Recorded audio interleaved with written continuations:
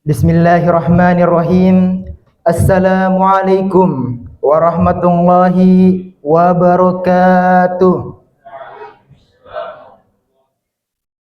Alhamdulillah. Alhamdulillahi rabbil alamin. Wassalatu wassalamu ala asrafil anbiya'i wal mursalin wa ala alihi wa ashabihi wa man tabi'ahum bi ihsanin ila yaumiddin, amma ba'd. Puji syukur kita haturkan kehadirat Allah Subhanahu wa taala yang telah memberikan kita begitu banyak nikmatnya yang melimpah ruah di sekitar kita. Mulai dari nikmat kesehatan, nikmat kesempatan, dan tidak ada kalah pentingnya ialah nikmat iman, takwa dan Islam. Kemudian selawat serta salam semoga tercurahkan kepada baginda kita, suri tauladan kita, Nabi Allah Muhammad sallallahu alaihi wasallam, beserta para keluarganya, para sahabatnya, dan para kaum muslimin yang masih berpegang teguh di atas jalan dakwah beliau hingga hari kiamat kelak.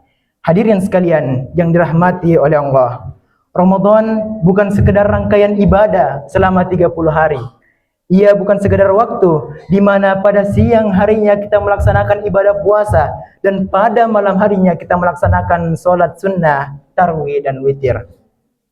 Akan tetapi, ia lebih daripada itu. Ramadan adalah fase pembentukan hadirin sekalian, di mana pada bulan tersebut kita dididik untuk memperbaiki hubungan kita dengan Allah Subhanahu wa taala. Kita dididik untuk mengendalikan diri kita dan kita dididik untuk bagaimana caranya agar kita menjadi seorang hamba yang bertakwa di sisi Allah. Oleh karena itu, apabila bulan suci Ramadan datang dan pergi begitu saja tanpa membawa perbaikan serta perubahan bagi diri kita, maka ia hanya sekedar rutinitas tahunan yang kita kerjakan selama sekali setahun.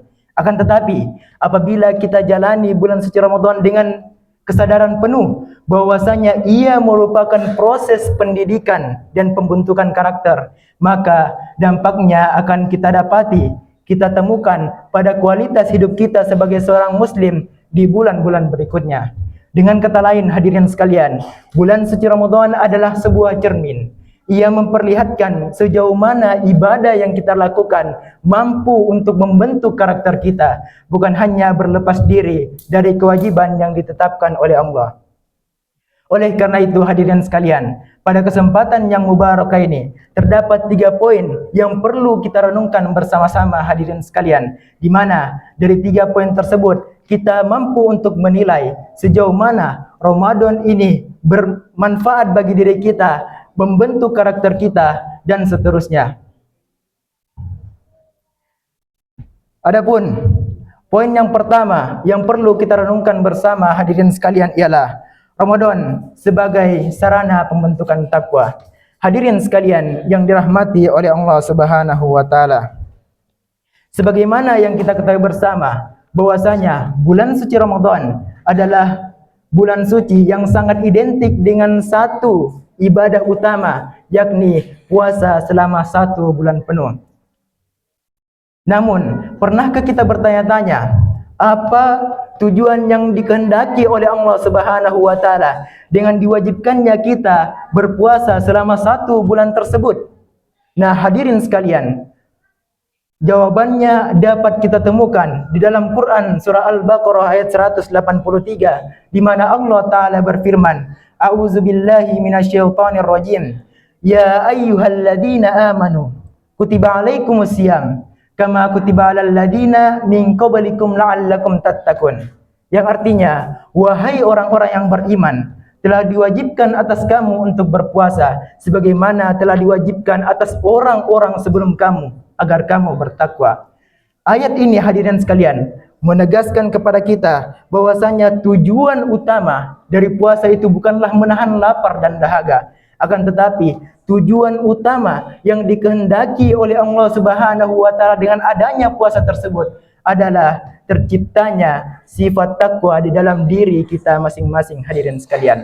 Para ulama menjelaskan bahwasanya takwa adalah kesadaran yang timbul, kesadaran dalam jiwa kita, bahwasanya kesadaran yang timbul di dalam jiwa kita yang akan mendorong kita untuk senantiasa taat kepada Allah Subhanahu wa taala dan menjauhi segala larangannya, ada maupun tidak ada orang yang melihatnya, maka prinsip tersebut akan tetap dipegang oleh orang tersebut. Maka itulah takwa, hadirin sekalian. Dan dari sini kita memahami bahwasanya puasa ini bukan sekadar ibadah fisik, akan tetapi ia merupakan sarana pelatihan pembentukan karakter bagi setiap orang muslim. Dengan puasa kita dididik untuk bersifat jujur. Dengan puasa kita dididik untuk disiplin dalam ketaatan, dan dengan berpuasa kita dididik untuk bagaimana caranya kita mengawal hawa nafsu kita, hadirin sekalian. Kemudian poin yang kedua yang perlu kita renungkan bersama ialah puasa adalah pelatihan pengendalian diri. Hadirin sekalian yang dirahmati oleh Allah Subhanahu wa taala. Setelah kita mengetahui bahwasanya tujuan berpuasa adalah pembentukan takwa, maka pertanyaan berikutnya adalah bagaimana proses pembentukan takwa itu akan terjadi. Nah, hadirin sekalian yang dirahmati oleh Allah, Islam mengajarkan kepada kita bahwasanya Islam tidak hanya menjelaskan kepada kita terkait konsep takwa itu sendiri, akan tetapi Islam mengajarkan kepada kita juga untuk bagaimana caranya konsep takwa ini dapat terwujudkan di dalam kehidupan kita sehari-hari. Sebagaimana Rasulullah SAW bersabda, "Man lam yada' qaula zuri wal amala bihi, falaysa lillahi hajatan fi an yada' ta'amahu wa syarabahu." Yang artinya, barang siapa yang tidak meninggalkan perkataan dusta, bahkan mengamalkannya, maka Allah Subhanahu wa taala tidak butuh dari rasa lapar dan haus yang ia tahan. Hadis riwayat Imam Bukhari. Hadis ini memberikan kita peringatan tegas, hadirin sekalian, bahwasanya puasa tidak bernilai apa-apa di sisi Allah Subhanahu wa taala apabila puasa tersebut tidak memiliki dampak bagi diri kita pribadi. Karena pada dasarnya puasa ini merupakan proses pengendalian diri, hadirin sekalian. Bukan hanya mengendalikan diri dari makan dan minum, akan tetapi mengendalikan diri dari lisan, emosi, serta sikap kita sehari-hari. Kemudian poin yang terakhir yang perlu kita renungkan bersama, hadirin sekalian, ialah konsistensi sebagai ukuran keberhasilan bulan suci Ramadan. Hadirin sekalian yang dirahmati oleh Allah, keberhasilan bulan suci Ramadan tidak hanya ditentukan oleh kesungguhan kita dalam bulan tersebut, akan tetapi keberhasilan bulan suci Ramadan ditentukan pada sebuah pertanyaan yang begitu simpel. Apakah setelah bulan suci Ramadan setiap amalan kita, ibadah kita masih tetap konsisten kita laksanakan setelah perginya bulan suci Ramadan? Nah, hadirin sekalian, Islam mengajarkan kepada kita bahwasanya nilai dari suatu ibadah itu tidak berdasarkan semangat yang besar dalam waktu singkat, akan tetapi nilai dari suatu ibadah itu terdapat pada amalan yang kita kerjakan secara terus-menerus, istiqomah, konsistensi mengerjakannya dalam kehidupan sehari-hari kita, hadirin sekalian. Sebagaimana Rasulullah SAW bersabda, "Ahabbul a'mali ilallah adwamuha wa in qol." Yang artinya, amalan yang paling dicintai oleh Allah Subhanahu wa taala adalah amalan yang rutin kita kerjakan walaupun itu sedikit. Hadis riwayat Imam Bukhari dan Muslim. Dari hadis ini, hadirin sekalian, kita mengetahui bahwasanya Allah Subhanahu wa taala tidak menuntut kepada kita amalan-amalan yang berat. Akan tetapi Allah menuntut kepada kita untuk konsistensi dalam pengerjaan amalan.